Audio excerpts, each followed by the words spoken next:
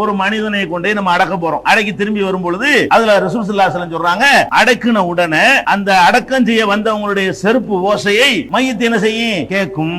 அப்படிங்கிற ஒரு ஹதீஸ் வருதுங்க. அந்த கருத்துப்பட நிறைய நூல்கள்ல இது வருது. இதை கொண்டாந்து வைப்பாங்க. பார்த்தீர்களா, இறந்தவர்கள் தூங்கி கொண்டே இருக்கிறார்கள் என்று சொல்கிறார்கள், கேட்கவே கேட்காது என்று சொல்கிறார்கள். ஆனால் ரசூலுல்லாஹ் என்ன சொல்கிறார்கள், செருப்பு ஓசையை கூட கேட்கிறது என்கிறார்கள். செருப்பு ஓசை கேட்கும் என்றால் ஏன் அந்த அவுலியாக்களை கூப்பிடுவது கேட்காது, நம்ம அழைத்தால் ஏன் கேட்காது அப்படின்னு சொல்லி இது லாஜிக் சுத்திட்டு வர்றது. அப்படிங்கிற மாதிரி ஒரு வாதத்தை வச்சவன, ஆமா ஹதீஸ் சரியான ஹதீஸ் தானே, செருப்பு ஓசையை கேட்கும் ரசூலுல்லாஹ் சொல்லித்தானே இருக்கிறாங்க, அது உண்மை. செருப்பு ஓசையை கேட்கும் என்று ரசூல் ஸல்லல்லாஹு அலைஹி வஸல்லம் சொன்னது உண்மை. அப்ப அதை சொன்னது யாரு, தூங்குறாங்கன்னு சொன்ன நாங்களா சொன்னப்ப அதையும் ரசூல் ஸல்லல்லாஹு அலைஹி வஸல்லம் சொன்னாங்க. அது வேற ஆளு சொல்லி இருந்தா நீங்க செய்யலாம். தூங்கிக்கிட்டு இருக்கிறாங்கன்னு சொன்னது யாரு, அதுவும் ரசூல் ஸல்லல்லாஹு அலைஹி வஸல்லம் தான். ரெண்டு தடவை தான் எந்திரிப்பாங்கன்னு சொன்னது ரசூல் ஸல்லல்லாஹு அலைஹி வஸல்லம் அவங்க தான். அதே மாதிரி ரசூல் ஸல்லல்லாஹு அலைஹி வஸல்லம் இதையும் சொல்றாங்கன்னா அது அதோட மோதாத ஒரு அர்த்தம் தான் இது கொடுக்கணும். அதுக்கு கவுண்டரா போகாத ஒரு அர்த்தம் தான் இது கொடுக்கணும். அப்ப என்ன அர்த்தம் கொடுக்கிறது, அதுக்கு வேற எங்கேயும் நம்ம அலையவே வேண்டாம். நம்மளும் நம்புகிறோம். என்ன நம்புறோம், இதை நம்ம மறுக்க மாட்டோம். அல்லாஹ்வுடைய ரசூல் ஒன்னை சொல்லிவிட்டார்களே, ஆனால் அதை மறுக்கிற மூமினா இருக்க முடியாது. செருப்போசை கேட்குமாண்டா கேட்கத்தான் செய்யும்.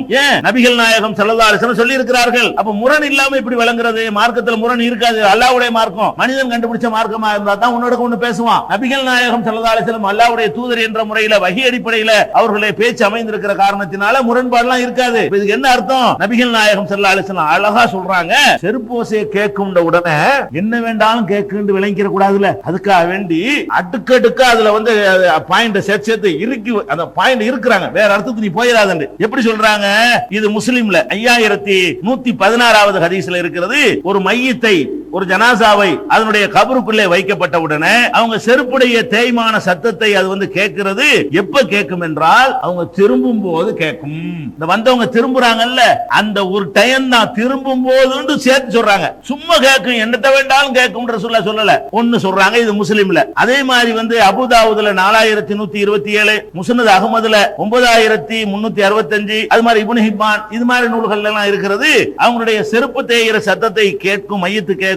எப்ப கேட்கும் என்றால் அவர்கள் பின்வாங்கி வந்தவர்கள் திரும்பி ரிவர்ஸ்ல போகக்கூடிய நேரத்திலும், அடே உன்னுடைய ரப்பு யாரு, உன் இறைவன் யார், உன்னுடைய மார்க்கம் என்ன, உமன் நபியுக்கு உன்னுடைய நபி யார்னு கேட்பாங்களே, அந்த கேள்வி கேட்கும் நேரத்திலும் திரும்பி செல்லும் நேரத்திலும் மட்டும்தான் கேட்குங்கிறாங்க. எதுக்கு தெருப்போசை கேட்கும், எப்ப கேட்கும், கேட்கிறது ஒரு சின்ன டயத்துக்கு உள்ளது. எப்ப பார்த்தாலும் கேட்குங்கிறது கிடையாது. இப்பதான் அவர் உன்ன தூங்க வைக்கப்படலையே, இப்ப கேட்கிறது ஆச்சரியமா?